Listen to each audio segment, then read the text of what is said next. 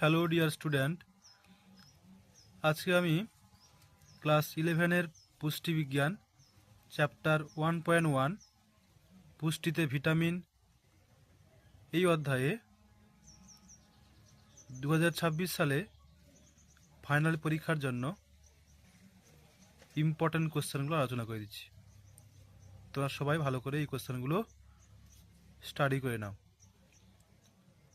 প্রথম দেখে নাও 2 মার্কস অর্থাৎ 2 মার্কের জন্য প্রথম কোশ্চেন, ছদ্ম ভিটামিন বা সিউডো ভিটামিন কাকে বলে? উদাহরণ দাও। 2 নম্বর কোশ্চেন, প্রো ভিটামিন কি? উদাহরণ দাও। একই সঙ্গে দেখে নাও 3 নম্বর কোশ্চেন কি বলছে, ভিটামিন ডি এর প্রো ভিটামিনের নাম লেখো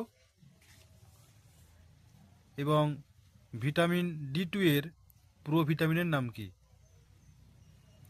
কোশ্চেন নম্বর 4, হাইপার ভিটামিনোসিস কি? উদাহরণ দাও। 5 নম্বর কোশ্চেন, জলে দ্রবণীয় ভিটামিন ও ফ্যাটে দ্রবণীয় ভিটামিনের পার্থক্য লেখো। খুবই গুরুত্বপূর্ণ কোশ্চেন এগুলো। তারপর দেখে নাও কি বলছে, 5 মার্কের কোশ্চেনগুলো, 5 মার্কস। 1 নম্বর কোশ্চেন দেখে নাও কি বলা আছে, রাসায়নিক নাম সহযোগে ভিটামিনের শ্রেণীবিভাগ করো।